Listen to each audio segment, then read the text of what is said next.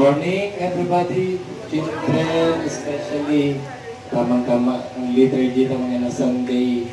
So, sila spark ang gospel, kasi pinapot ni Christ sa mga aki. No? The kingdom of God belongs to such as these children. But of course, pinagapos ko mga aki.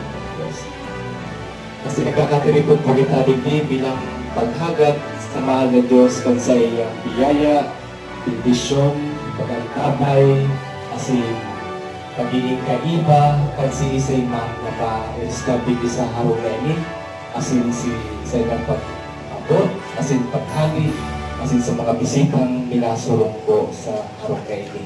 Ang bendisyon lugod, ng katulinongan niya mapa sa inyo. In the name of the Father, and of the Son, and of the Holy Spirit. Peace be with this house and with all who dwell here. Dearly beloved brothers and sisters, let us fervently pray to Christ, who deemed it worthy to be born of the Virgin Mary, to dwell among us, in order that He may deem it worthy to enter under this roof and to bless this house. To bless this house with His presence. May Christ the Lord be present here in your midst, nourishing your mutual love as brothers and sisters, sharing in your joys and comforting you in times of grief. As followers of Christ's commands and examples, be primarily concerned with making this new house a home wherein the sweet odor of Christ's goodness spreads far and wide. In our petition, let us say, stay with us, Lord.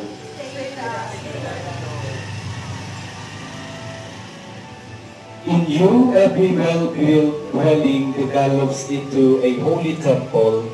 Make the dwellers in this house become built up into the home of God in the Spirit. Let us pray. Stay with us, Lord. You have taught your faithful to build the house upon solid rock. Grant that the life of this family may strongly adhere to your words and keep away all divisiveness, so as to serve you with generous heart and willing mind. Let us pray. Stay with us, Lord.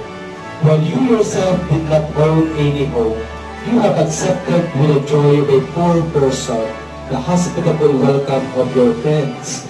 Make it so that all who come to this dwelling place may find this house worthy of being called a home. With our support and assistance, we pray. Stay with us, Lord. Prayer of blessing. Be present, Lord, among your servants who today dwell this house, praying humbly for your blessing, so that they may feel secure in having you as refuge while they reside here. They may rejoice in having you as companion while they go out, and they may enjoy the welcome you accord when they return home, until they joyfully find a mansion prepared for them in your Father's home, where you live and reign with the Holy Spirit forever and ever. And may the blessing of this sacred water, holy water, remind all of us of our baptism into Christ, who by His death and resurrection has redeemed us.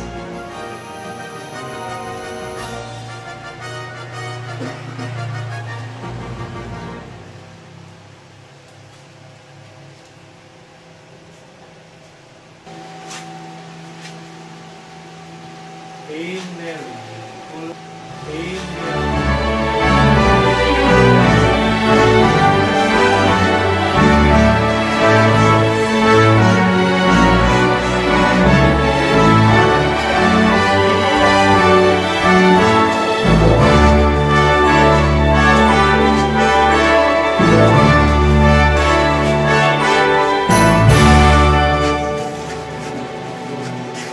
Holy Mary, Mother of God, pray for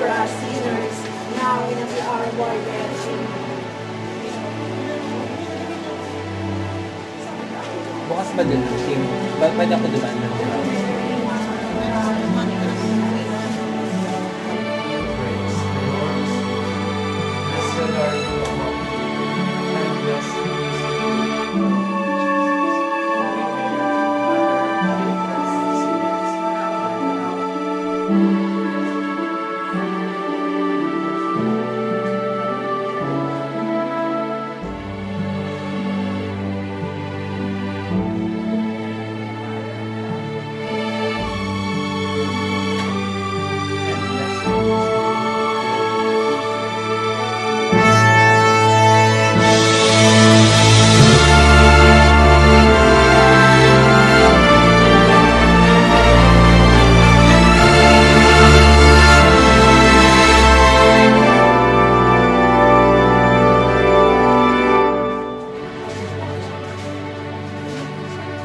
Mayroon ba ganito din?